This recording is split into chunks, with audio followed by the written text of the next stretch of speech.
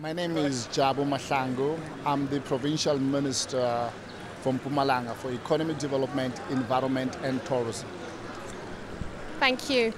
All eyes are on Mpumalanga for the World Cup. 31 days to go. Is Nelspruit ready? We're more than ready. We hope to have a very exciting World Cup. I guess everything is all systems go. We've got our stadium ready. We've got our infrastructure ready in terms of our roads, our hospitals, our disaster centers, and indeed the infrastructure for our guests, that is our hotels. And I guess everything else, everything is we're ready to host the World Cup.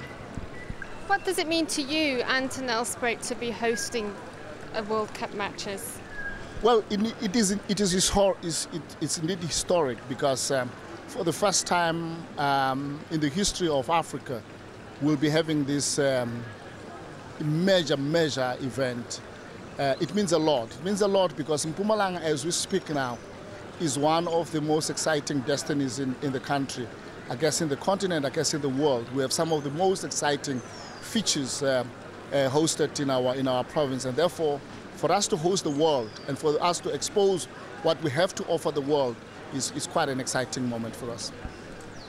What would you say differentiates Mpumalanga as a World Cup experience in comparison to the other South African host cities?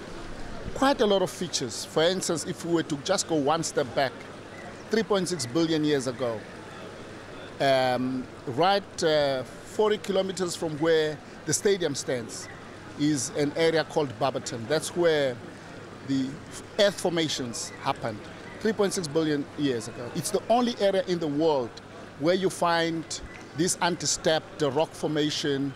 You only find bits and pieces of it somewhere in Canada and Australia, we are told. But the biggest deposit of that formation, we find it right in our doorstep in the province, 40 kilometers from our stadium. But beyond that, we have several offerings that you can't find anywhere in the country. We've got a stadium that was built by South Africans, 100% designed locally and built with the materials that comes from South Africa. Beyond that, we have the greatest offering in terms of the destiny, where we offer you 3 countries, 3 cities in one day. I mean, for our tourists, they can literally spend the day in South Africa, in Mpumalanga. You can have breakfast there. You can have your lunch in the Kingdom of Swaziland and have your dinner in Maputo. In one day, you can be in 3 countries, in 3 capitals, which is one destiny, which is our sub-region. No other destiny has got that offering to offer. But indeed, we have the warmth of our people, we have our safety, we have a host of exciting things. We are hosting the biggest game farm in Africa, which is Kruger National Park, within in the environment of where we're hosting the World Cup, which is in Mbombela Stadium. I believe you also have some exciting news that you'd like to share with everybody. Indeed, a few days before the World Cup, we have launched our airlift strategy through a partnership that we have between ourselves, our tourism entity, with the British Airways run by Comair. It's an exciting moment. It's a leisure airlift capacity that we've not had in the past.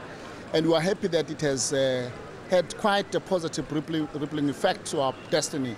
Those of being, we are able to give our tourists easier access. We are able to give them reasonable rates flying into our destiny.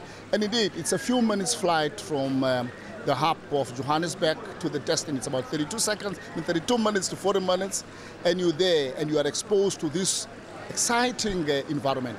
And mind you, we will be, during the winter time, be the only warmest area that you can visit, where our landscapes, our rolling mountains will remain green.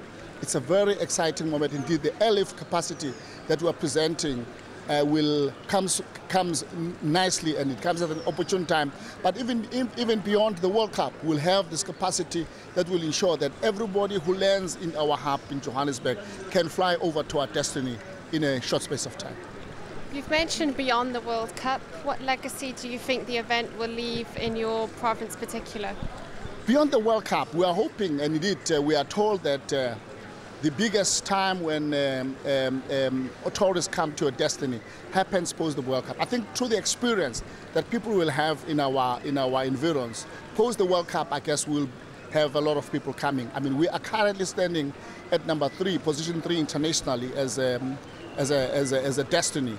And we are hoping to advance to second, even first position, because we believe that we should be the number 1 destiny in the country with everything that we're offering. But as you rightfully ask, what are the legacies beyond the World Cup? In the province, we've never had a stadium of the magnitude that we will be having, that we currently have.